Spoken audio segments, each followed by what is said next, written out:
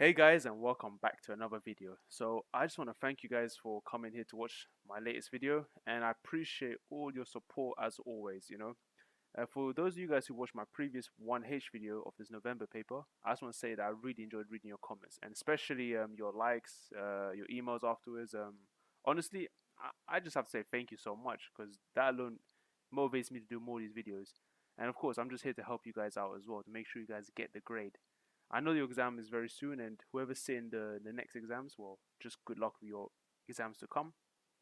But for those of you guys who are new to my channel, new to my videos, I just want to tell you that what we do here is that we do a complete walkthrough of every single question. In other words, we go through the question, we solve it, we read it, and we complete it as efficiently as possible. And that's it. And of course, you can always use your calculator. That's the trick. The trick is to do questions easy, quickly, and use a calculator. And that's it. We're done. But hey guys, without further ado, let's move on to the questions, yeah? So, let's do this.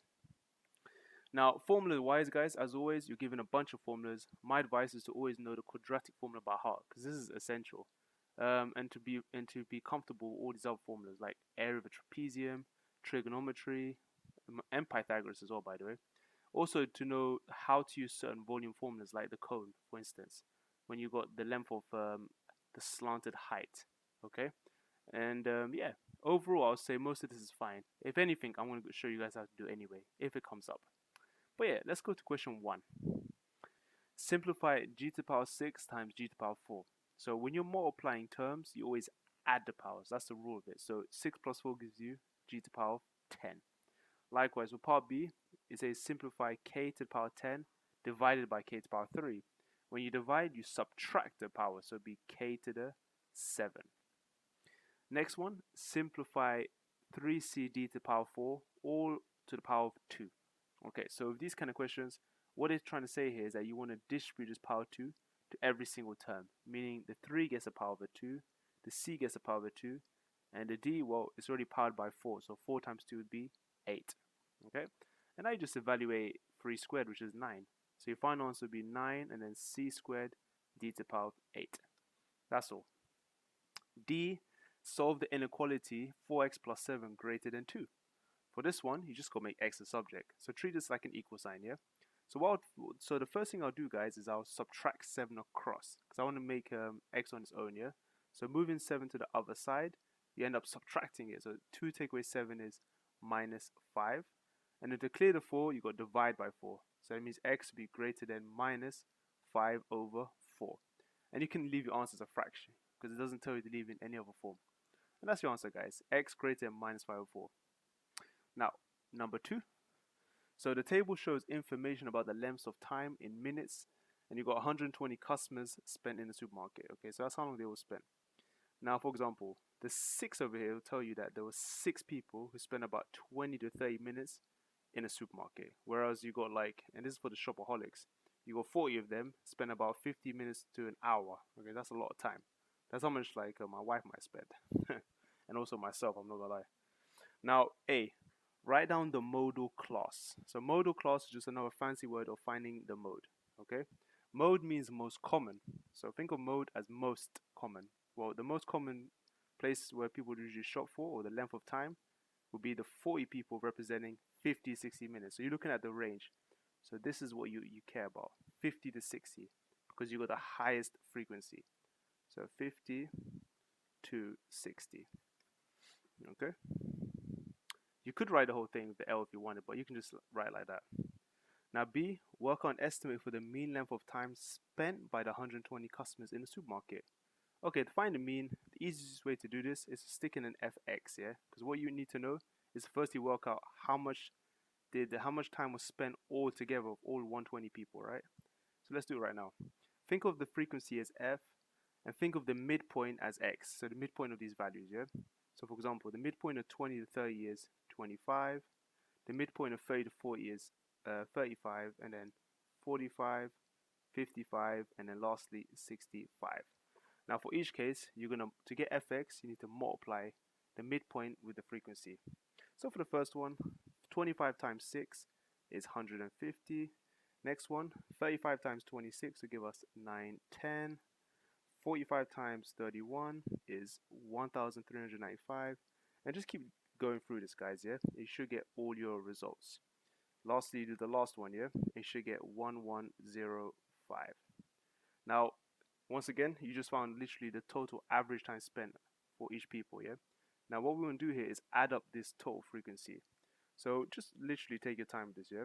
Add up all your values, and you should get something like 5,760 minutes were spent altogether.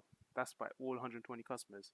Of course, they don't want the total, they want the mean. So they want the average. To find average per person, you go divide this entire number by 120. So we say the mean equals 5,760 over 120, guys, yeah? And when you do that on your calculator, you should get a mean time of 48 minutes per person, yeah? That's how much each person spends. So just write 48, guys. That's it. Now, number 3. So diagram shows a parallelogram ABCD and an isosceles triangle DEF. Okay, before I read the rest, guys, it's always good to actually just take your time and look at the shape first, yeah? So this is what I'll do. I'll look at the very first triangle. We know this is isosceles. 1, because they tell us, and 2, well, you got these 2 lines here.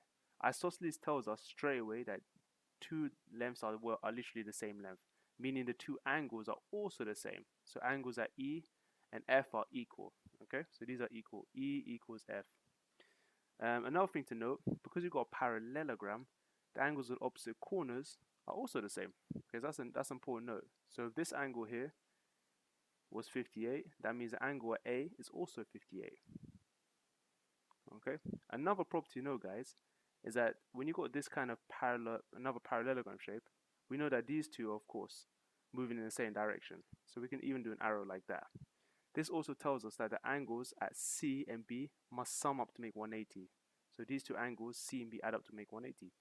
So we can say, oh yeah, and this has a special name. These are known as allied angles, okay? Allied angles will tell us that C plus B equals 180.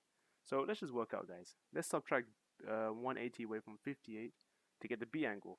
So 180 take away 58 will give us 122 degrees.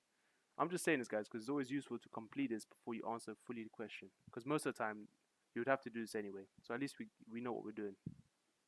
Now, once again, thanks to the parallelogram rule, we can say that angles on opposite corners add up make the same angle. Again, 122 here would also be 122 at this point. Okay. Another cool property is that they say that angles that are vertically opposite are the same on the other side. What does that trying to tell us? If this angle is 122, the angle vertically opposite is 122 as well. So if we call this one x for convenience here, we could say angle at D is vertically opposite angle x. Okay, that's literally what you can say. So that means x is also 122. Now lastly, guys, since we've got more or less everything done here, I'm just going to rub out this result E and F for a second, yeah? We literally said in the beginning that in an isosceles triangle, 2 of these angles are the same. So if we know that x is 122, we know the sum of every angle in the triangle is 180. So let's do it on our calculator, guys. 180 take away 122, that should give us an answer of 58. And if you half these angles, or half 58, you're literally going to get, you're going to get 29 degrees. So it means each of these are worth 29 degrees. So that's it, guys. We pretty much found every angle. So let's see what they wanted. They said work out the size of angle DEF. So DEF means you start with D, go to E, and then go to F. So DEF. So they want the angle at E. So it's always the middle letter. And we know the angle is 29. When it says give a reason for each stage of your working, it's literally just saying we've got an allied angle over here. So allied angles add up to 180. Angles vertically opposite at this point are the same. Angles in triangle add up to 180. Isosceles tells us we have 2 of the same angles. So just stuff like that, yeah. But yeah, guys, then I think this is actually it, you know. Yeah, 5 marks for that. So cool. Let's move on to the next one, guys. Number 4. Now, Andreas, Isla, and Paolo share some money in the ratios 3 to 2 to 5. Just remember that. It's always an order name. 3 parts to Andreas, 2 parts to Isla, 5 parts to Paolo. Now, the total amount of money that Isla and Paolo receive, so the last 2, is £76 more than the amount Andreas received. Okay, let's leave it there for a second, yeah? The total amount. This means that if you add up these parts, the total number of parts, talking about Isla and Paolo, that makes 7 parts. So let's do it like this. Andreas to Isla and Paolo, yeah? So we're going to combine those two and make 7 parts to 3 parts. They're telling us that these two may receive £76 more than Andreas. So you can kind of think of it as the difference of parts. You can see it for the number of parts, and if you subtract the parts, there is 4 parts more that they received.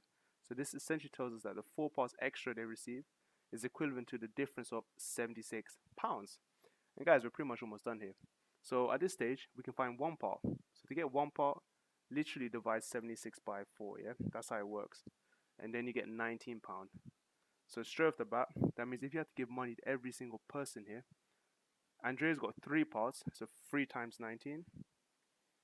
That will give us 57. So let's just restart this, yeah? Andreas, Isla, and Paolo, yeah? Andrea got 3 parts, 3 times 19 was £57. Isla got 2 parts, so that's 19 times 2, 38. And the last one, Paolo got 5 parts, 19 times 5.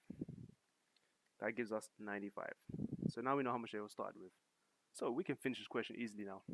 So Andreas buys a video game for £48.50 with some share of his money. So he got £57, he pays £48.50. How much money, work out how much money Andreas has left from his share of the money when he has bought the video game. We're done. So 57 take away that amount and you're pretty much it. You should be left with an answer of, let's see, 57 take away £48.50. In the calculator, just literally always write in your calculator, you should get £8.50. That's it. So the guy walks out with £8.50 left. Done.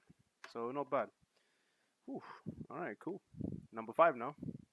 So Himari's annual salary is 3,130,000 Japanese yen. Okay, cool. That's decent money still. She gets a salary increase of 4%. Work out Himari's salary after this increase. By the way, apologies guys, if anyone's name is Himari, I apologize. Yeah, please let me know how you pronounce his name, because that would be cool. I'd like to know how to say his name.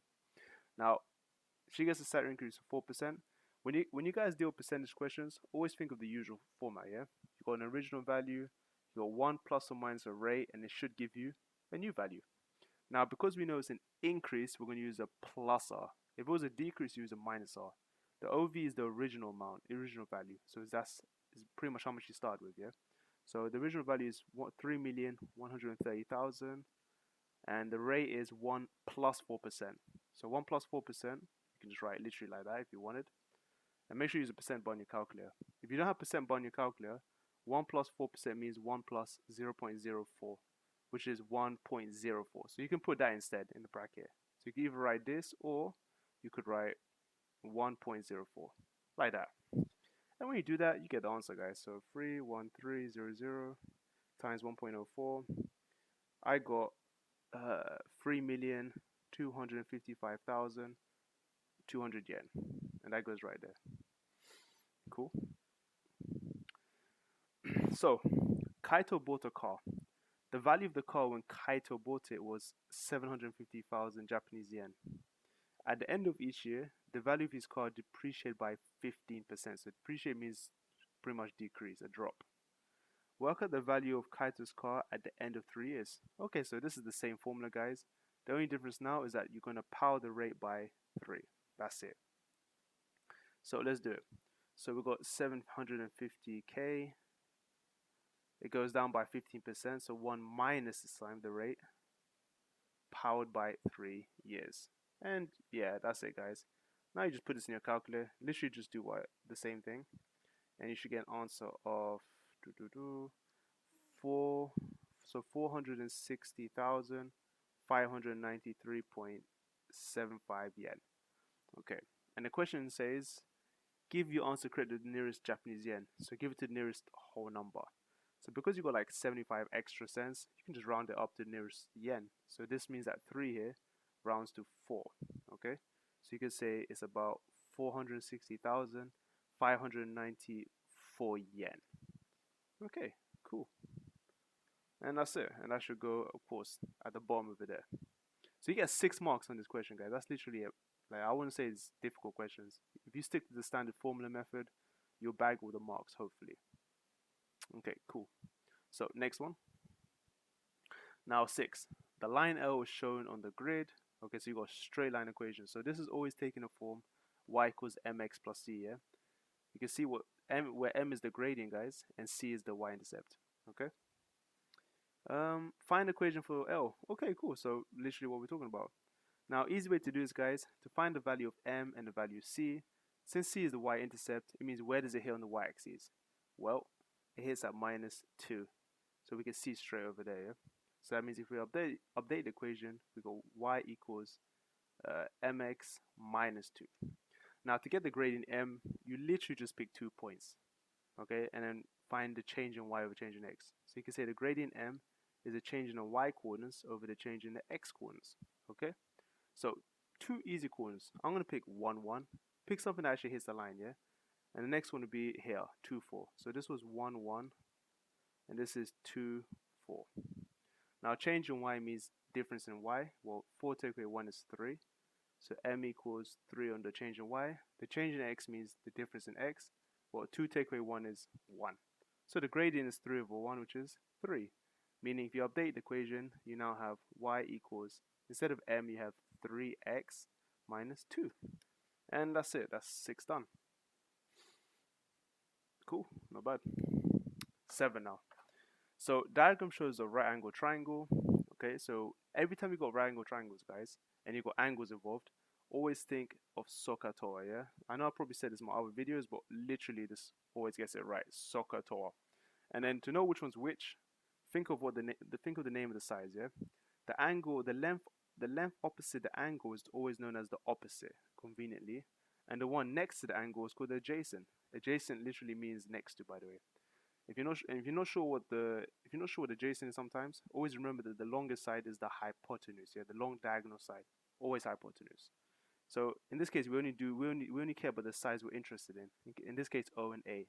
Now we ask ourselves, which one of SOHCAHTOA has O and A?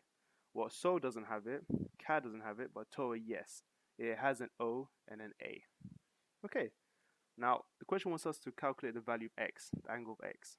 So to use TOA, T stands for tan, by the way, it'll be tan of the angle, so tan x equals O over A, so opposite over adjacent. So O is 3.4, the opposite is 3.4, adjacent is 4.7. And that's it, guys. Now all you have to do is find x. To do it, guys, you just gotta separate tan from x. And in other words, you go use the tan inverse button, which is the tan minus 1 in your calculator. And then you just write it like that, yeah? When you do this, you're pretty much done. So tan inverse 3.4 over 4.7. You should get an angle to 1 dp, which is about 35.9 degrees. Yeah, I think that's it. Yeah, so far questions been decent. Alright, number 8 now, yeah? Let's see the time. Okay, number 8. So diagram shows an isosceles triangle. So isosceles once again means you got 2 lengths which are the same. In this case, 8.5 and 8.5. By the way, another useful property of isosceles, guys, is that it means that if you're going to split this halfway, it's going to be a perfect halfway length, meaning it's going to be 4 across here and 4 across here. That's one property of an isosceles. Yeah? It has a perfect split in the middle, and that's going to be useful here for a second. Now, work out the area of the triangle. Okay, so to work on area of a triangle, the best way to do it is that if you have like a flat base of 8 and you have an actual perpendicular height, you can work out the area so easily. Okay, now we just need to work out what the height is. Yeah, if we work out the height, we can work out the area of a triangle, because the area of a triangle tells us we have a base times a height over 2. The base is clearly 8, but we don't know the height. Now, to work out the height of anything, guys, if you have a right angle triangle, remember, if you split this in the middle, you have a right angle triangle. You can literally work out this height using Pythagoras' theorem. So let's take out one side of the triangle, yeah? Let's take out the right side. So we're going to draw it right here. We've got 8.5 here, we've got 4 here. And now we want to find this height. Let's call it h. Now, according to Pythagoras' theorem, guys, they tell us that if we have an a squared, let's call this h a, so we've got a squared plus b squared, we should get the hypotenuse squared. In other words, we have h squared plus 4 squared equals the long hypotenuse squared. And yeah, we're pretty much done. Now be careful, you don't want to replace, like when you solve this, always make h the subject. So I'm going to subtract 4 squared across, yeah? So you're going to have h squared equals 8.5 squared minus 4 squared. Put that in your calculator, yeah? So 8 squared take away 4 squared. You should get some answer, and then square root that answer, yeah? When you do that, you're going to get an answer of exactly 7.5. So that's our height. Our height is 7.5. Meaning, now we've done it all, guys, meaning we've got a vertical height. So to use it, to find the area of the triangle, the base is 8, the height is 7.5. So we can say, therefore, area is the base of 8 times the height of 7.5 over 2. And worked out, guys, you should get an area of 30 centimeters squared. And that's it. This question is wrapped up too. So if you guys have enjoyed the video so far, yeah, before I move on, please give me a like as always, yeah, and share this with your friends, and let me know how you're doing so far with each question. If you're finding anything tricky or you don't understand, just drop me a comment and I'll try to help you. If you're stuck in any particular questions, you're always free to email me as well. Like, I'll try to reply as much as I can, and if I can, I'll reply. Yeah, so let's look at number 9. The diagram shows a solid cylinder of radius 3 meters. Now, the volume of the cylinder is given to be 72 pi. Okay, so that's good. So they gave us one answer. But they want us to calculate the total surface area of the cylinder. In other words, the area of each single face. We're talking about the circular face at the top, the other circle at the bottom, and also the curved surface area. Well, the good thing is, guys, we're actually given two formulas in the front of the booklet. First, the volume of the cylinder, which is pi r squared times the height, and the height they're talking about is this bit here, from top to bottom, yeah, literally the whole height of the cylinder. And as for the surface area, they only give us one part of the formula. They give us the curved surface area, which is the middle bit, and this is 2 pi r h. Okay, this is literally the circumference times the height. That's the curved surface area.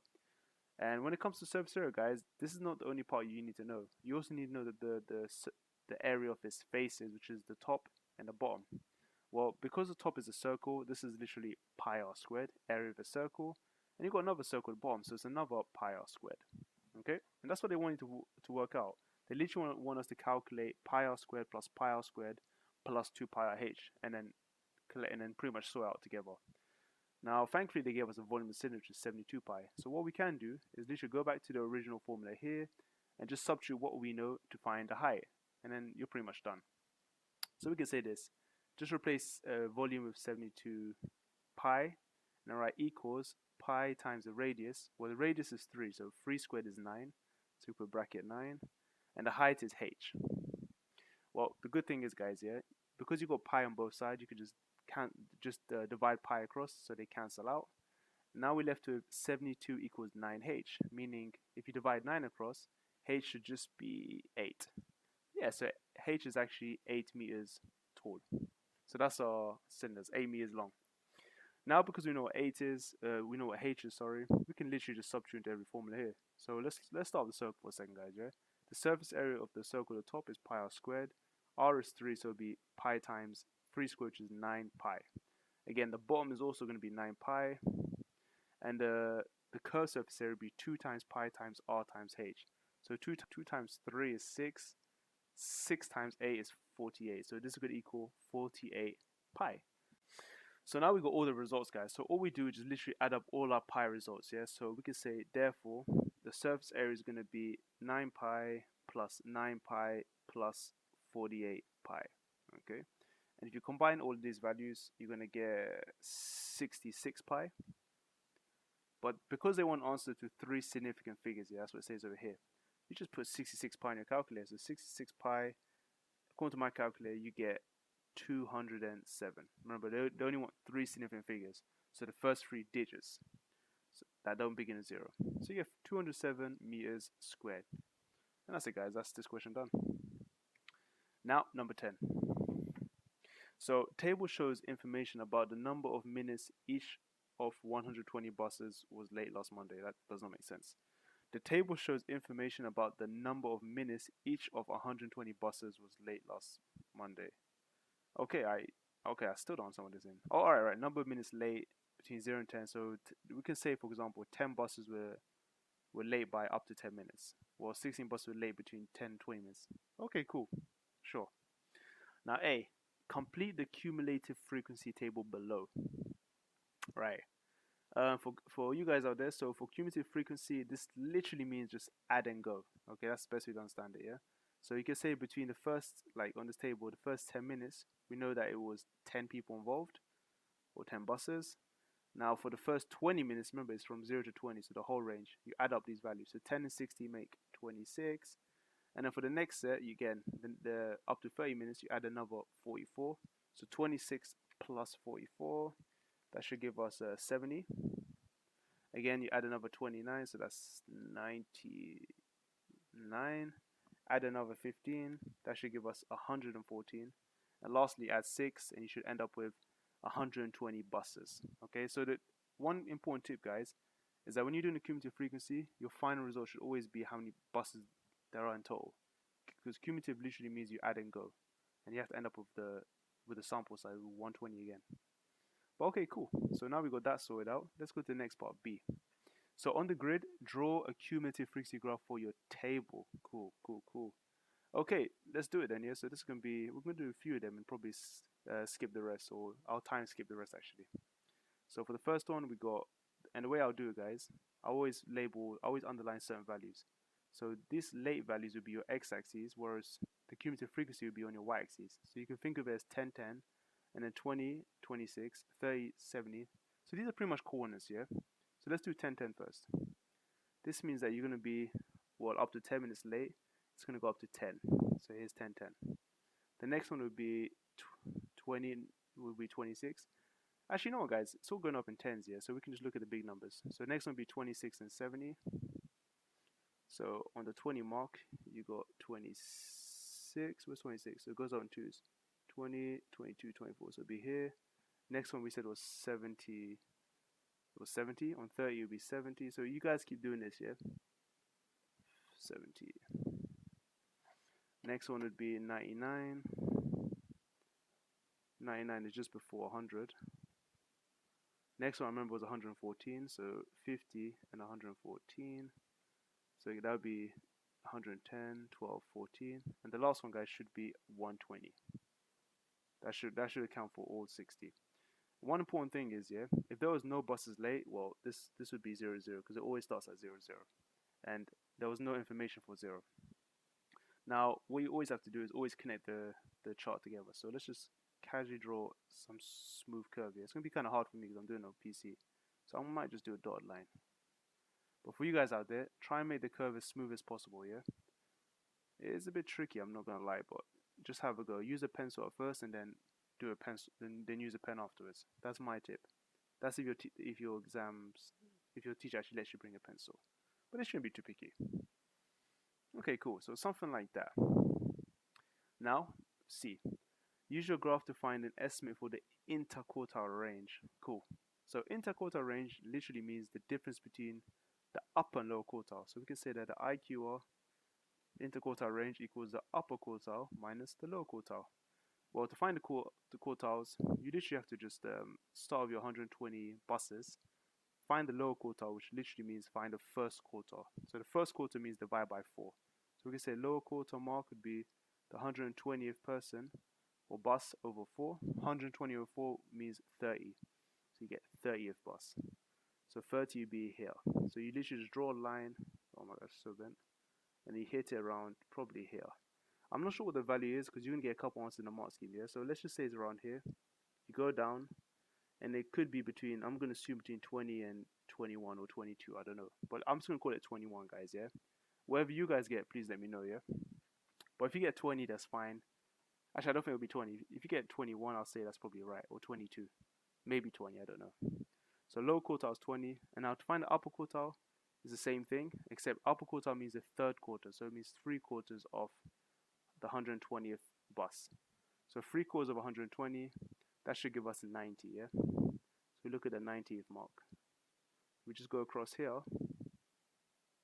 So this might not be the correct answer, yeah? So it's definitely on this line, but again, this varies by how you drew your graph. And they're quite generous in the mark scheme. You don't have to get exactly the answer, as long as you're within this range. But anyway, this mark value should be around, I don't actually, let's see. If you keep going down, you'll probably get something like 35. Okay, so it should be around 35. Tell me what you guys get as well. So the upper quartile is 35 and the lower quartile is 21. This means the interquartile range is the difference. 35 take away 21. I'll go about 14 minutes then. Your answer is going to be around 14, give or take, yeah? Now, for part D, it says use your graph to find an estimate. So remember, because you're finding an estimate, it doesn't have to be exact. So you could be off by some points, and it will still give it to you. So use your graph to find an estimate for the number of buses that were more than 48 minutes late last Monday. So all you do, guys, go to the number of minutes late, find 48, which is here, and just draw a dotted line upwards here. So I'm just going to do it for you guys. Up, across, and then eventually 48 should be around here. So I'm just going to say that it's over here, this line here. This cuts off around here. So what this tells us, guys, here, for the first 48 minutes, there were how many buses? So there was 110, 112 buses, yeah? 112 buses were late for the first 48 minutes. But for those who are over 48 minutes, the remainder would be 8 buses, because 120 take away 112 is 8. So that's it, guys. So the answer would be 8. Cool. Number of buses would be 8. Nice. If the question was work out, find an estimate for the probability, if this was probability, then it's literally the same answer, 8, but it'll be out of how many buses there were, which is 120. So these are the two types of questions you always get, the number of buses or the probability. But it's more or less the same steps. Okay, next one, 11. Okay, cool. Algebra. So we're back on these kind of questions. Now, simplify fully 8e to the power 15 or to the power of 2/3, yeah? So 2/3. Again, just like the previous question in number 1, all you do is distribute the power to each of these things, yeah?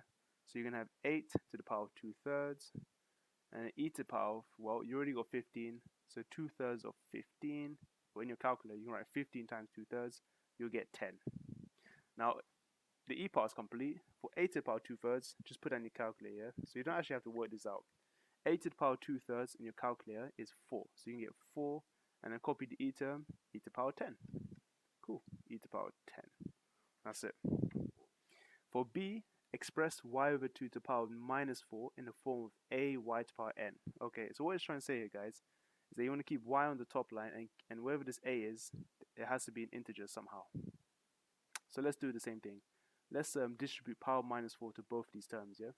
So what we're going to have here now, we're going to have y to the power of -4 over 2 to the power of -4.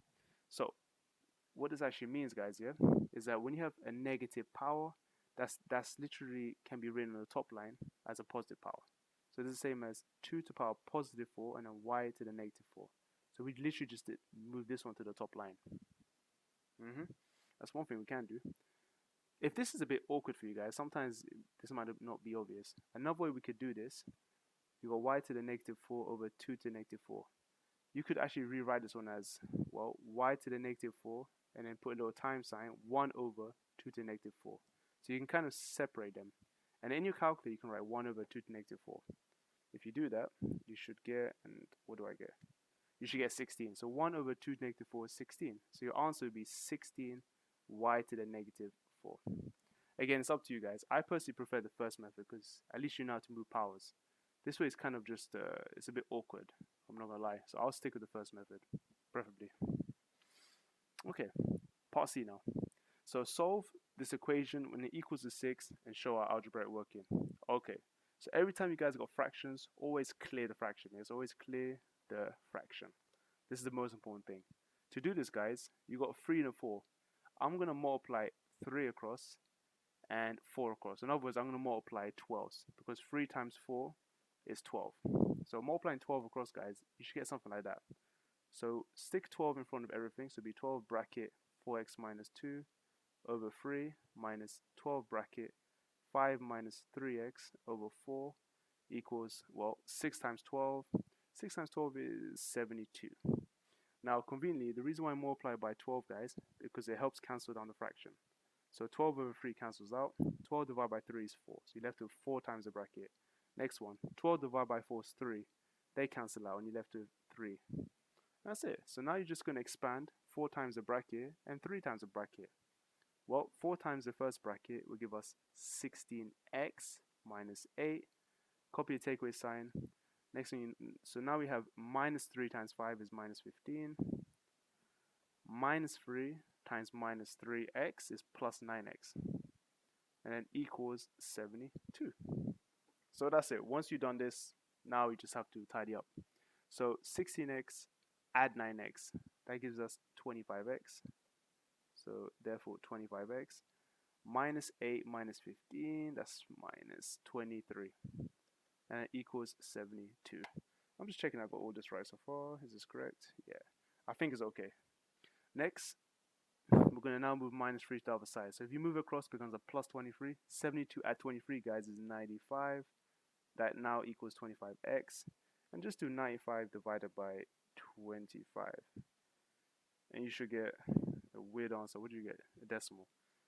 I got x equals 3.8. If you want to leave it as a fraction, the calculator also say 19 over 5. So both of this is fine. 3.8 or 19 over 5. Cool. Next one. Okay guys, for number 12, I'm not gonna lie, I had to pause this video a couple times and read this question a few times and just think about how to do it. So for this kind of question, the best way to do this is to literally rewrite this question in terms of common powers, yeah? Because otherwise you're gonna have either the long way, which is horrible, or the quick way, which is the power way. So let's do the power way. So you got 3 to the x, which is cool. Now when you got something like 9 to the power 3x, we ask ourselves that 9 is literally 3 squared. It's the same, if you have to rewrite 3 to the power something, it's 3 squared. So that's right here. 9 is 3 squared, meaning 9 to the power 3 is 3 squared times 3. Because remember, that power 3 gets multiplied with that squared. So then you get 3 to the power 6. Cool. And then you got 81 as well. 81 is a tricky one. We have to actually recognize that 81 is also 3 to the power something, yeah? But we could just kind of make guesses. Because you got a calculator, you can test values. Try 3 to the power 3, you get 27. But if you did 3 to the power 4, you get 81. So actually 81 is 3 to the power 4. So this question is all about recognizing your 3 to the powers. That's it, your powers of 3. Now if I had to update everything, we said 9 to the power 3x was 3 to the power 6x now. 3 to the power 6x. And 81 is the same as 3 to the power 4. Now, what happens here, guys, is that we just use some simple algebra moves now, yeah? We can say that when we're subtracting things with the same base, we can subtract the powers. So we now go on the left side, 3 to the power of x minus 6x. That's minus 5x. And that's now going to equal the right-hand side, which is 3 to the power 4. And again, because we've got the same bases, now we've got equals, this literally tells us that minus 5x has to equal a 4. So let's write it down. This means that minus 5x has to equal 4. And therefore, to find x, divide by minus 4. So x is going to equal 4 over minus 5, which is minus 0.8. Yeah, you can leave it as your fraction. That's cool. Oof, that was a hard one. I'm not going to lie. This was a tricky one. Let me know how you guys did number 12, yeah? If you did another way, which is literally solve 9 to the power 3, then that would be a bit tricky. I'll say stick to the power method, yeah? Make everything 3 to the power. And this usually comes up in previous papers too. But yeah, let's look at 13 now. So 13. Use algebra to show that 0.681 recurring equals 15 over 22. Okay, easy trick for this one, yeah? All you have to do, guys, is use algebra. So let x equal that recurring number, but instead we're going to just let that recurring number just keep on recurring. So it'll be 6 and then 8, 1, 8, 1, 8, 1, dot, dot, dot. The trick here, guys, is to keep multiplying in powers of 10 until you get the numbers in the decimal line all lined up. So let's multiply by 10 first. You're going to have 10x equals, well, you move it one decimal place, so you get 6.818181. It looks okay, but the problem here now is that the 6 and 8 the numbers are not lining up properly. So if I multiply by another 10, I get 100x. I now get 68.181818 dot dot dot. This one is not so bad. Reason why is because if you look at the regular x and the 100x, you can see that after 68, well after 6, 0.6 and 68.1, you got 818181. Here you got 818181. So it does line up. So in this sense, we're going to use the x value here and the 100x value here. And what's going to happen now, we're going to subtract them. So we can say subtracting this equation from the second equation, well, we can see that 100x take away x is 99x. And if we do 68 point this whole recurring minus the top value, we can literally just cancel out the recurring values now because they're cancelled out. So we're just left with 68.1, take away 0.6. Because if you think about all the recurring before are cancelled out when you subtract.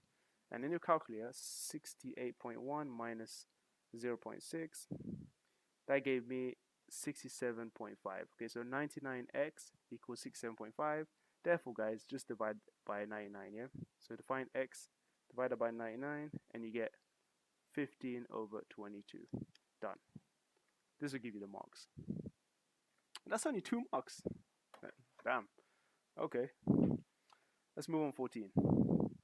So this symbol, which is known as epsilon, I think is known as a universal set. So that's where all the numbers has to be, yeah?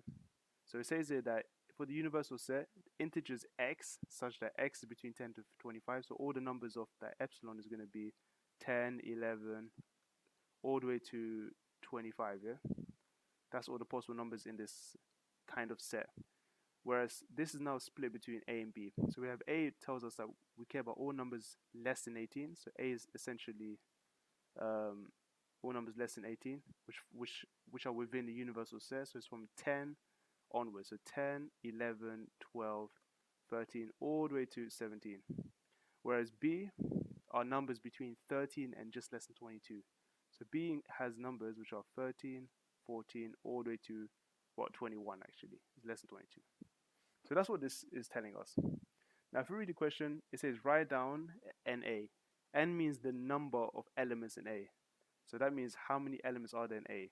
Well, if we count them, we've got 1, 2, 3, 4. If you count them carefully, you should get 8 elements here. So the answer would be 8. Okay. Now list the members of the set A, U, B, and you got a little prime there or apostrophe. This means A uniting B. So this means all the elements in A and B, but then the complement of it. So first things first, before we get to that, let's work out what A, U, B means, yeah? If we look at the elements of A and B, we can see what do they include. Well, A includes 10 to 17, B includes 13, 21. So we're going to include all numbers from 10 to 21. So that's all the elements. So 10, 11, dot, dot, dot, all up to 21. It's literally every single number.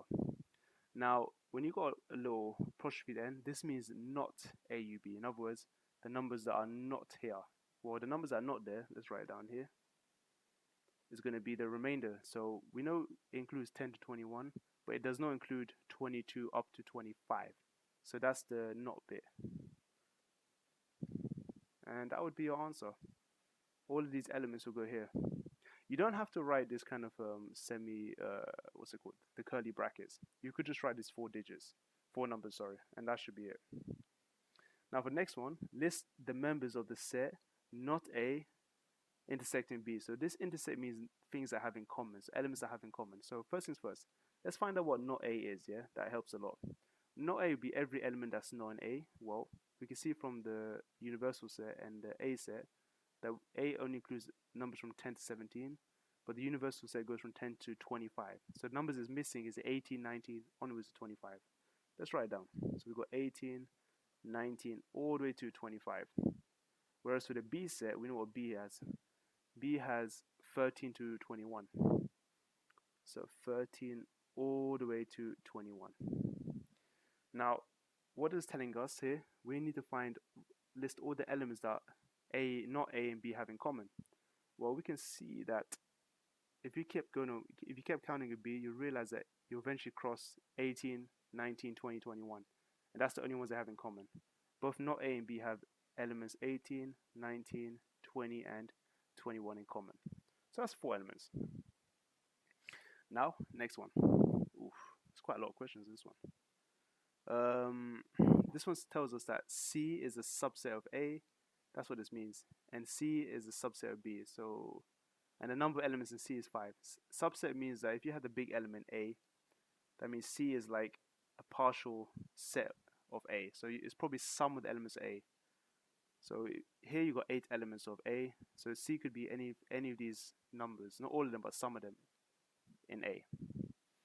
Okay, but it tells us here exactly. It says C has some subset of A, C is a subset of B, and the number of elements C is 5. So we know for sure that there are 5 elements in C. So we need to know what they are, I guess. list the members of the set C. So essentially, guys, to work out each of these elements, we just need to find elements that A and B have in common, because C happens to be in both, so it must be ones in common. So going back to set A, it goes from 10 to 17, whereas B, it goes from 13 to 21. So if we had to find intersecting values, well, we know they both have a 13, they both have a 14, 15, 16, and 17. So that's our members of C. So 13 all the way up to 17. So 13, 14, 15, 16, and 17. And that's it, guys. This should be your answer. Okay, 15.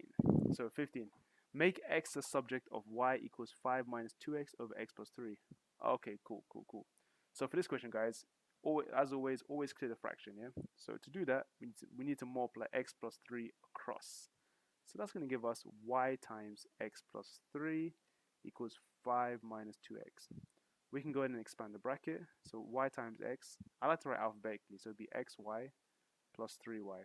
You could write yx, it's the same thing. It's going to equal 5 minus 2x.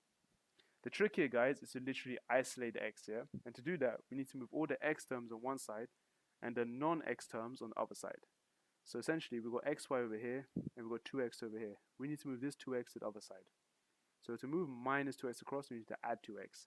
So we're going to have xy plus 2x. And we're also going to move this positive 3y across, so it becomes a negative 3y. So now we're going to have 5 minus 3y. Okay.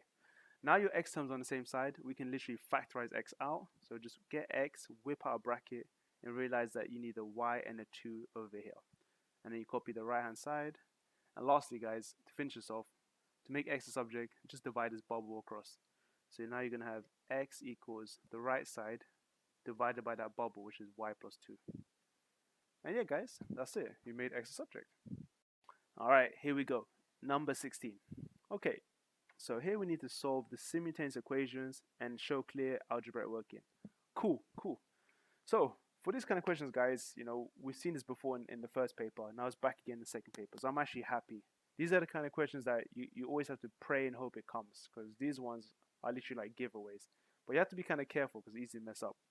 Now, the first thing you want to do here is always look at the simpler equation, the linear one, which is like the simple one, and make one of the letters a subject.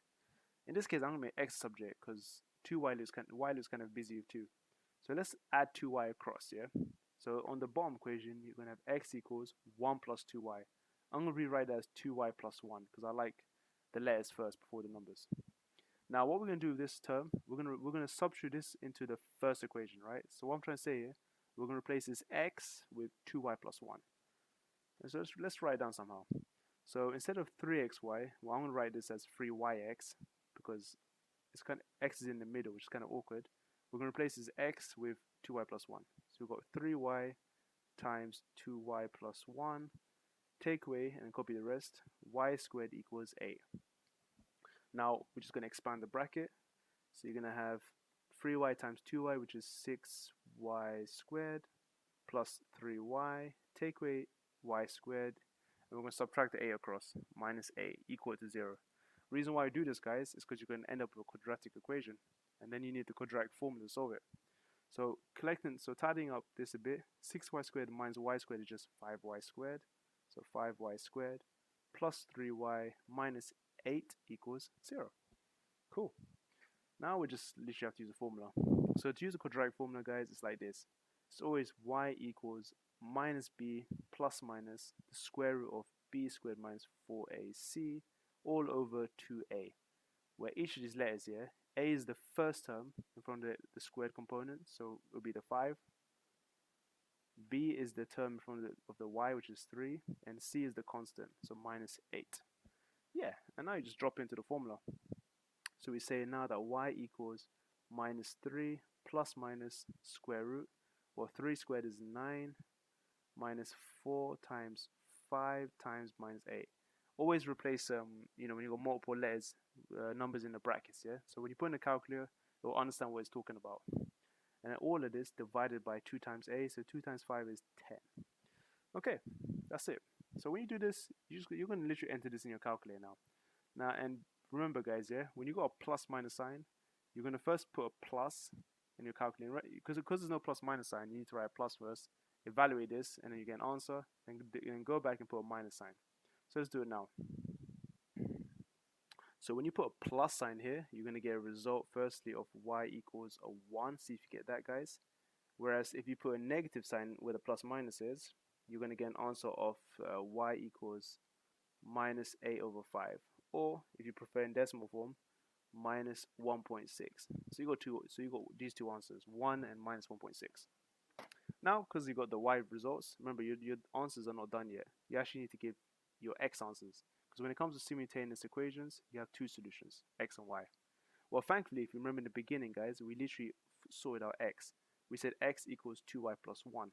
Let's bring it back down, yeah? We can say here, let x equal 2y plus 1. Therefore, we can say now when y equals 1, which we already have, x becomes, well, you can have 2 times 1 plus 1. That's a 3. So that's our first pair. When y is 1, x is 3.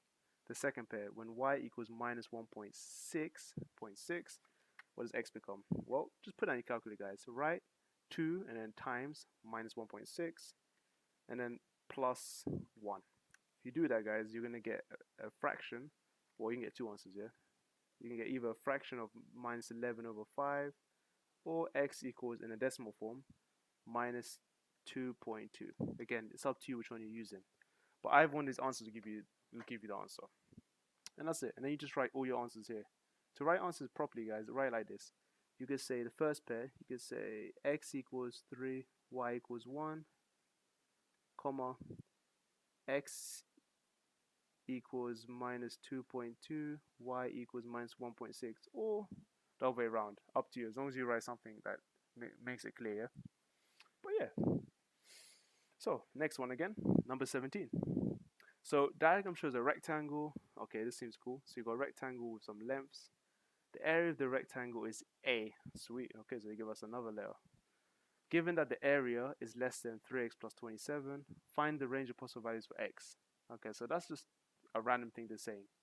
Let's go back and answer the question. So it says, not answer the question, answer the statement. It says the area of the rectangle is A. Well, to find the area of the rectangle, we need to know two things, yeah?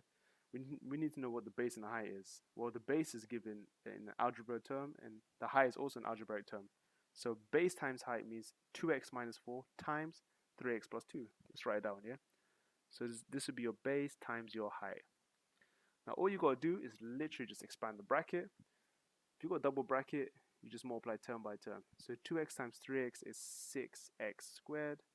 And then 2x times 2 is a 4x. Oops, oh my god, such a big plus. So it should be plus 4x, and then minus 4 times 3x is minus 12x. Minus 4 times 2 is minus 8. Oh, I was about to.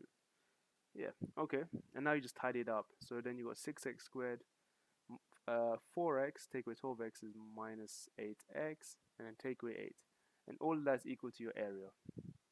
Cool. Now we know the areas. Now we can find it. Now we can work with the second part. It says given that the area you just got, so that entire expression is less than 3x plus 27, find the range of possible values of x. Cool. Let's just substitute this a with what we know, yeah? This means you got 6x squared, take away 8x, take away 8, is going to be less than 3x plus 27, right?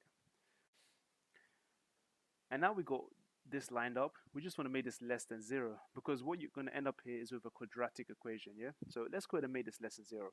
We're going to have to move 3x across and 27 across. So on the left side, you still got 6x squared. Then you got minus 8x minus 3x is minus 11x. Next one, minus 8 take away 27. So minus 8 take away 27. That's minus 35. And that should be less than 0. Cool.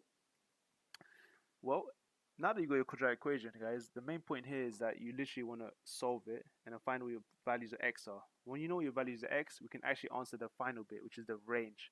So let's get the x values first. Let's solve this quadratic equation using a quadratic formula. So to use the formula again, just say let x equal minus b plus minus square root of b squared minus 4ac over 2a. And again, your a value is the value in front of x squared, which is 6. B is the value in front of x, which is minus 11. And c is your constant. And now we're just going to go ahead and update this equation with the new values, yeah? So minus b becomes a positive 11 because you got already, because b itself is minus 11. So it's minus minus 11. Next, plus minus, then you got square root of b squared. B squared is 121 minus 4 times 6 times minus 35. Oof, that's a big one. All over 2 times a, so 2 times 6, 12. And just like the previous question, guys, yeah, just input this in your calculator, yeah, and you should get 2 results. And when you do that, guys, your first result should be x equals 7 over 2 or 3.5. And your second result is when you place the plus minus or a minus sign, yeah? So the first one is when we use a plus sign here. The second result is with a minus sign, and you should get minus 503. Keep this one as a fraction, guys, only because the actual value is recurring, and you don't want that. Now we got those two values. What's next? Find the range of possible values. Okay, so now we can find the range of possible values for x. What this means, guys, yeah, and we're going to make a quick note. When you got a function of x, so this is our function x. If it's less than 0, that means on the graph, and by the way, guys, this is a quadratic equation, so it's going to be U-shaped. It's going to be U-shaped like that. It means it's going to cut over here at minus 5 over 3, because it's negative here on the x-axis, and on the right side by plus 3.5, yeah? What this tells us that if the function is less than 0, they were interested about this line here. And you can kind of see that this is between 5 over 3, minus 5 over 3, and plus 3.5. So that's the answer, guys. We can say that x is between those values. Minus 5 over 3 and 3.5. That's it. That should cover the question entirely. So I'm not gonna lie, guys, yeah, this is actually not the final answer. Why? Because if we go back to the question one more time, let's just verify something. We're dealing with lengths, right? We can't have a negative length. That's one thing, yeah? We can't have minus 5/3 as a negative length. So essentially, we need to figure out what is the lower bound of x. Okay, 3.5 is cool though. We can keep 3.5. So let's just give this one a tick. Now for minus 5/3, let's just go up. So looking at your lengths, yeah, we got 2x minus 4. This has to be positive. 3x plus 2, this has to be positive, right? Well, this is definitely positive because whatever value for x, if it's like 0 or 1 or 2, whatever, it's a positive answer. However, for this one, it's not always positive. We need to show that when 2x minus 4 is bigger than 0, we can find a positive answer. So let's do this. So solving this little equation, we can add 4 across. So we're going to have now 2x greater than 4. That means x has to be greater than 2 if you solve it carefully. So that's our lower bound, guys. X needs to be it has to be greater than 2, but less than 3.5. So that's it. So x is between 2 and 3.5.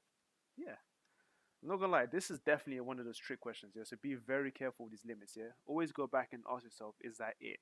You know, we're dealing with lengths, so you have to have a positive lengths at the end of the day. And that's it, guys. Oh, not this one. Alright, let's do it. So, bismillah. The diagram shows cuboid ABCDEFG, so one of the typical ones, where AB is 5, AH is 4, and the size of the angle between CH and the plane is 35 degrees. Guys, if you want to see more Pythagoras 3D Pythagoras problems, I've got a video on a full topic walkthrough covering 3D Pythagoras and 3D trigonometry. I'll say check that out because that covers a bunch of similar problems like these. And it's always the same question. So if you can go through that, this question will be a breeze. Hopefully, well, most of the time. Sometimes it's just horrible. Now, let's copy what it says. The size of the angle between CH, so CH is from here, so here's C, and here's H. So you have to draw a line between them. It always helps you draw a straight line. It says the angle between CH and the plane. When they say the plane, they're talking about the ground, yeah? So the ground is known as the plane. So, and the way we draw the angles is the plane is always vertically down from your top point. So you think of it this way: draw a vertical line downwards, yeah, from the highest point, and somehow connected to C. So this is the angle they're talking about, yeah. They're talking about the angle CH and the plane. So this line is the plane. This is your line CH. So it's the angle between them both here. Let's call that alpha. Why not? Something different. Oh no, why am I going to go alpha? They actually gave us a value, sorry. The value is 35 degrees, yeah? So here is 35 degrees. Cool. Alright. Now, calculate the volume of the cuboid. Ooh, this is a different type. Calculate the volume of the cuboid. Give your answer correct with 3 simple figures. Okay, guys, so volume of cuboid, firstly, we need 3 lengths, right? Volume cuboid is always timesing 3 different lengths. So it's always the base times the height times your depth. So you need an extra depth. So let's call this depth x, yeah? That's what they want, that kind of length there. So 4 times 5 times x. Well, 4 times 5 is 20, times x is 20x. So we just need to work out what x is at this stage, and the question is solved. So the easiest way to solve x is to reformat this entire 3D problem as a 2D problem. You know, the best thing about this all is that at every single point there's right angles, yeah? So for example, so between H, A, and C, this is right angled because this is sort of standing up in a way. On the plane here is also right angled at the corner because it's a cuboid after all. So this is right angled. So from A, B, and C. So let's go ahead and pull out these 2 right angles, yeah, and just update them. So the first right angle I'm going to copy here. We got A, so this would be the AHC one, yeah? So we've got a length of 4 here, we've got 35 degrees here. Here's the right angle. And then we've got another triangle, which is on the base, on the plane, sorry. On the plane, we got a length of 5 and another length of x. So 5 and x. And angle we don't know yet, but we're going to probably figure out actually sooner or later. Oof, man. Okay, let's try and figure this out, yeah? So what can we do, guys? What can we do? Well, let's try and link this up, yeah? You got this AHC and you also got this ABC. The line they both have in common is this line AC, yeah? So the line between them. This AC line, let's just call it Y, yeah? So essentially on the first graph, on the first triangle, this would be this line down here. Whereas on this plane one, it's going to be the diagonal length, so it'll be here. Trick is, guys, if we can work out Y from here, then we can work out X from here using Pythagoras. And then you can get the volume and you're done. So let's do it. When you have right angle triangles, again, from previously, always use SOHCAHTOA. That's always, you know, the best thing to use. So according to SOHCAHTOA, what do we have on the first one? Well, the length opposite angle is known as opposite. So 4 is the opposite, and the length y is the adjacent. So we're going to use O and A. Well, according to SOHCAHTOA, the only thing that's O and A is TOA. So let's take TOA. TOA means tan of the angle, or tan of 35, equals the opposite, which is 4, over the adjacent, which is y. Well, thankfully, to get y, you just gotta make y the subject, guys. So to do it, times y across, divide tan 35. Or just swap the positions. Y equals 4 over tan 35. Put that in your calculator. When you put 4 over tan 35, you're gonna get like a long answer. So keep decimal like at 3 decimal places, I'll say. You should get 5.713. That's what I got anyway. And now we've got y sorted out. Let's deal with x, yeah? So we're going to update this triangle and just replace this y with now 5.713, okay? So using Pythagoras' theorem, guys, we know that x squared plus 5 squared gives you the hypotenuse squared. So let's write it down. X squared plus 5 squared equals 5.713 squared. A nice useful way, guys, is to use the answer squared in your calculator, yeah? So use this answer key. That actually helps. Answer squared. Then you get more of an exact answer. But no worries about that. So what we can do now is make x squared a subject. So x squared is going to equal that your previous answer squared, take away 5 squared. And then when you work this out and then you square root your whatever this is, you should get a result of roughly 2.7629 ... or something like that, yeah? So that's going to be your x result, 2.76. Finally, now once you've done this, we can go back to the question. The question told us to calculate the volume of the cuboid. Well, we know the volume of the cuboid is base times height times depth. 5 times 4 is 20. 20 times your x. Now we know what x is. X is that value there. So therefore, your volume is going to equal 20 times your previous answer, this answer here. And that's going to give us a result of, let me just have a look at my calculator, 55.3 centimeters cubed, roughly, yeah? So give or take. You might get 55.2 or 0.4, but I think it should be 0.3. Anyways, we'll confirm that together sooner or later. But yeah, guys, that's this question done. Now, 3 more to go, so 19. So we've got 19, 20, 21, and we're done. Let's have a look at this one. So OAB is a triangle. Cool. So let's write it down. So you got OAB. So it's always good to sketch it out, yeah? So you got OAB. B. It says going from O to A is written by that little dark A. So the dark A is your vector point. So it's the value of your vector. And then from O to B is little b. Always give a little line, yeah? Now the point C lies on the line OA such that O to C and C to A is 1 to 2 parts, meaning like if you add up the total parts, guys, you get 3 parts.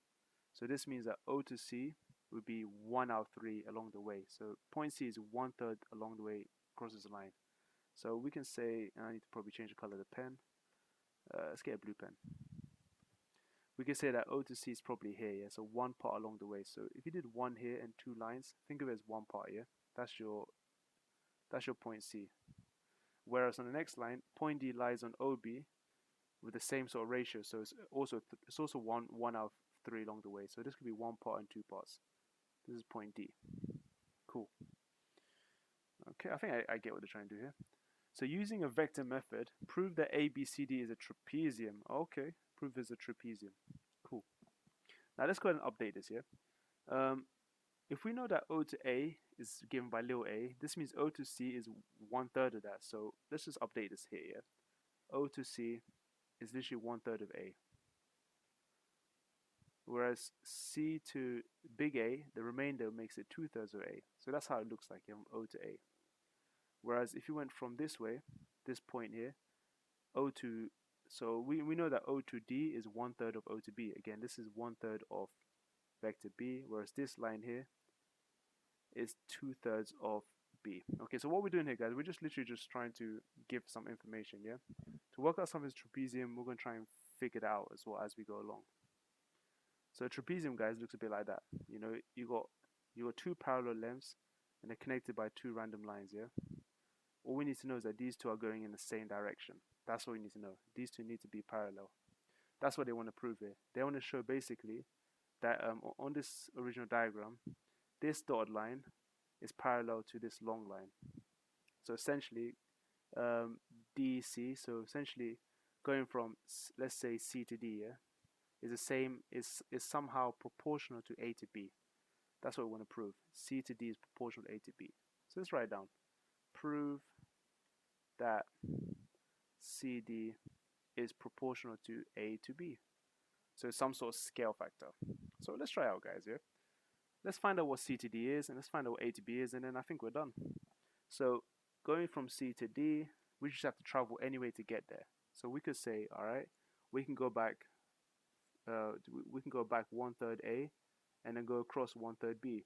So this is literally minus 1/3 vector A plus 1/3 B. And just to make it a little bit neater, yeah, you could put the B 1/3 B in front and then factorize a third. So you can get a third bracket B minus A, yeah? That's just a nice fancy way of writing it. Now let's look at capital A to B. Okay?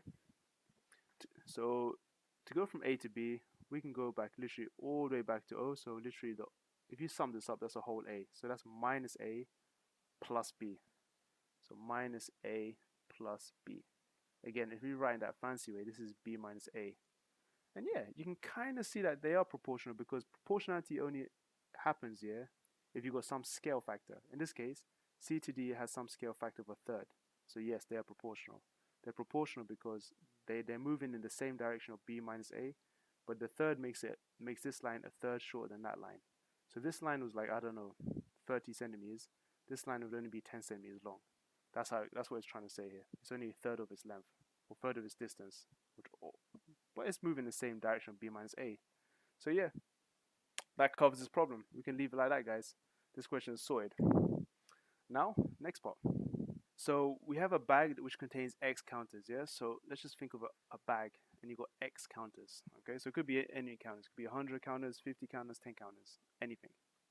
Now, there are only red counters and blue counters in the bag. So let's write it down. So you got reds, and you also got blues.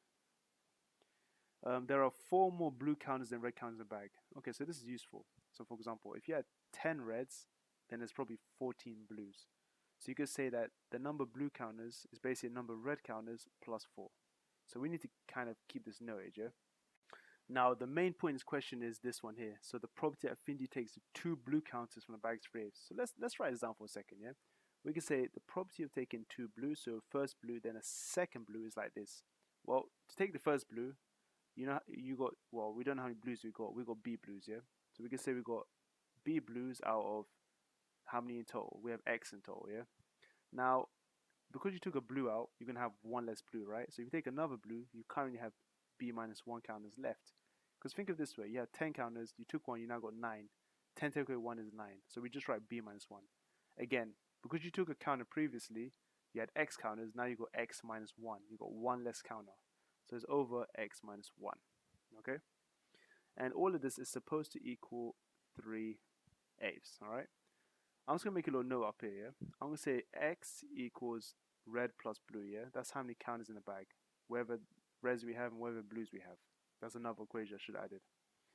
Now, to solve this, guys, it's best to work in one variable, yeah? So before we do that, let's tidy up this equation. So I'm going to go ahead and combine these fractions. When you multiply fractions, you literally just times across. So on the top line, we have b times b minus 1. That's basically b squared minus b. On the bottom is the same, x squared minus x. And it's going to equal 3/8. The next thing you want to do, guys, is clear the fraction. So we're going to times x squared minus x across and 8 across. This is going to give us 8 times b squared minus b, which is 8b squared minus 8b. Timesing this across, you can get 3x squared minus 3x. Okay, so that's how it works. Alright, so since we got our equation sorted out, the only problem here now, guys, is that they want us to work out the value of x. But the problem is we have two unknown variables. We've got an x and a b. So we kind of have to either take off this b and make it replace with x, or take off this x and replace it with b. But we need to use the right equations in the beginning, yeah? The right substitutions. So this is what we're going to do, guys, yeah? We're going to go back to this x equals r plus b. And also go back to b equals r plus 4. I'm going to make r the subject here for a second, yeah? So let's subtract 4 across. We're now going to get b minus 4 equals r. Okay, so now we're going to replace this r over here with b minus 4. So this one becomes x equals b minus 4, and then we've got plus b. If we tidy that up, b plus b is 2b minus 4.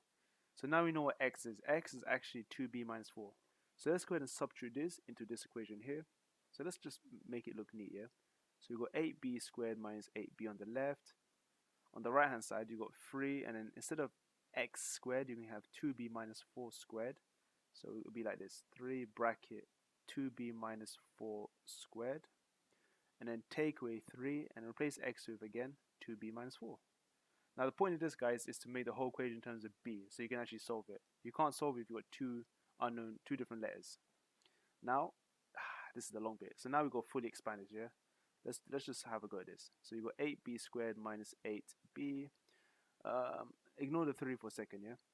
When you got a square bracket, it means you got two of these brackets. So it's basically 2b minus 4 times 2b minus 4. So you got to do term by term. So 2b times 2b is, open a bracket here, 4b squared. 2b times minus 4 is minus 8b. You get another minus 8b is minus 16b. And then minus 4 times minus 4 is plus 16. Okay. Now for the second bracket, it will be minus 3 times these guys, so it will be minus 6b and then plus 12. And yeah, and again, we go fully expand here, so let's copy everything out. So 3 times everything aside will give us 12b squared minus, well, 3 times 16 is 48b plus 48 minus 6b plus 12. Okay. So moving these two terms across the equal sign, we're now going to have 12b squared minus 8b squared, which is 4b squared. And now we've got minus 48b minus 6b plus 8b. That should give us minus 46b. And lastly, we got 48 plus 12, that's 60. And that's going to equal 0. Okay, I'm just going to check the maths here quickly, guys. So minus 48 minus 6 plus 8. Yep, cool. Okay, so that looks decent so far. Now, because we've got a quadratic equation in terms of b, we're going to use the quadratic formula. So we can say, therefore, b is going to equal minus little b plus minus the square root of b squared minus 4ac over 2a. This little b is the, so obviously, this is part of the quadratic formula. It's not actually part of this one here, yeah? Now we can say that little a is going to be the 4, the little b is going to be the minus 46, and the little c is going to be the 60. So once again, putting this in a formula, guys, we'll run out of space. Okay, let's try and get the answers quick here. So this means b is going to be 46 plus minus the square root of 46 squared. These are huge numbers. Minus 46 squared minus 4 times 60, so 4ac, over 2 times a, which is 8. Okay, cool. So you're going to get two b solutions, guys, yeah? One of them is going to be correct, because if you get a negative solution, that doesn't make sense, because we're talking about number counters here, yeah? So let's see. I'll say use the positive result for a second. And if you use the positive result, guys, you're going to get a b value of 10, yeah? So that's what you get, b equals 10. However, if you decide to use a negative, you'll also get 1.5. So technically, they're both positive, but 1.5 is not really a number of counters kind of thing. It's a decimal thing. So we have basically 10 blue counters. Now, we've done all of this. Let's go back to what we wanted. It says work out the value x. Well, we know, what do we know? We know x equals the number red plus the number blue. We also know that the number red is blue take away 4. We know b is 10. So that means 10 take away 4 is 6. So that means the red counters is 6. That means the total number of counters is 10 plus 6, 16. So x here equals 16. Whew, I hope this is right, guys, yeah? If it's not right, then then it is what it is, yeah? But at least the method is there. So you guys can always follow the method and, of course, double check it. But anyway, I'm going to double check the mask scheme anyway. So if it's okay, then we can move on to the next one. So let's move on anyway. Right, number 21. I think this is the final question. Yes, it is. Good. So let's do this, guys. Final one of the day. Now, the function f is such that fx equals this negative quadratic function for x less than or equal than 3.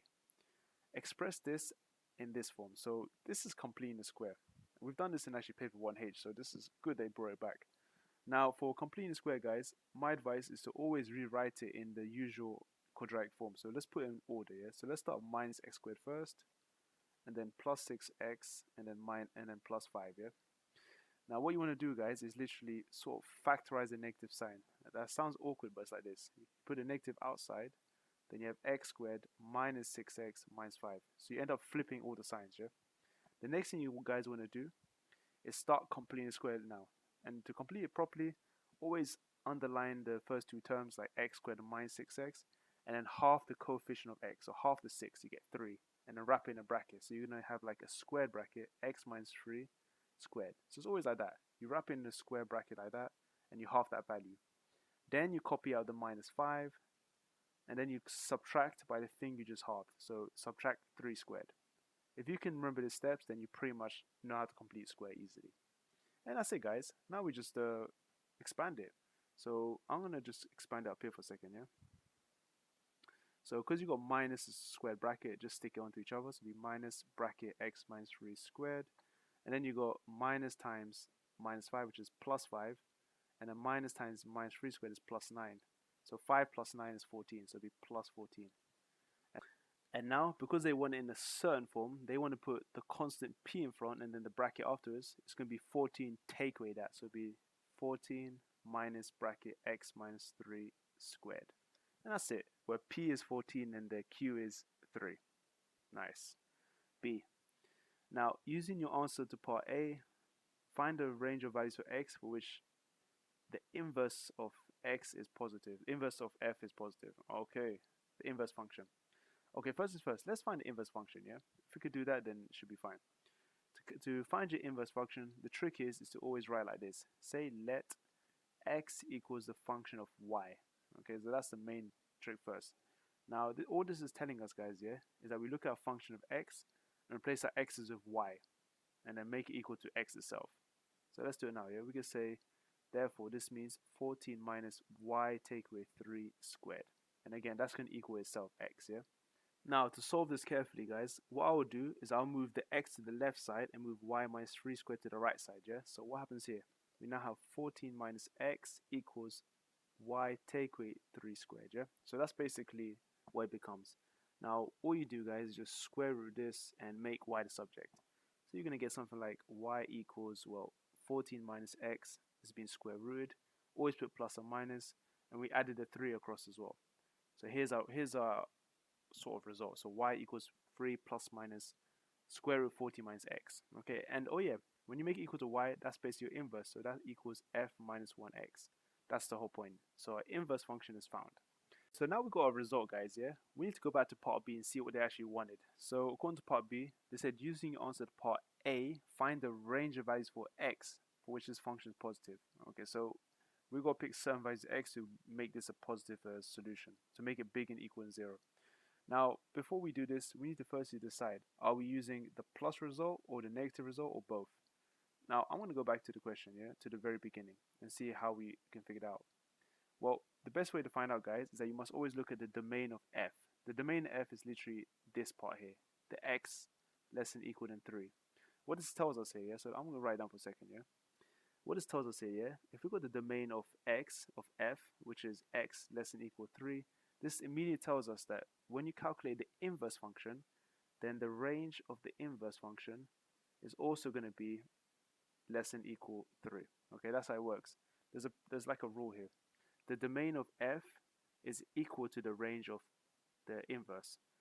But if it was the range of f, it will equal the domain of the inverse. So it's always opposites, yeah? The opposites equal to opposites. So if x is less than equal to 3, then the inverse function needs to be less than equal to 3. So that is actually a giveaway here. So we can write immediately that this function here, 3 plus minus root 14 minus x, has to be less than equal than 3. Okay. Now let's ask ourselves something here. This can only be, if you're using the plus result, 3 plus something, the only way this can be less than equal to 3 if this result was 0. That's if you were adding, yeah? So we can just knock out plus, because I doubt x would have to be 14, yeah? So we can say straight away that it's going to be x minus something, which is less than equal to 3. Another hint for that one, guys, is that they want a range of values, not one value x. So you can't just say x is 14. That's one value x. So this is excluded from list. Now, for this one in particular, to guarantee this is less than equal to 3, you just have to deal with this x value. X needs to be between a certain width, right? So in this case, x has to be between what? Oh yeah, inside the square root, it can't be negative. So x has to be between 14, the highest value 14, and it can go down as low as 3. I think so, yeah. Yep, that's it, low as 3. Actually, let's double check, yeah? So you got 3. If you pick certain values for x, when is it going to be less than equal to 3?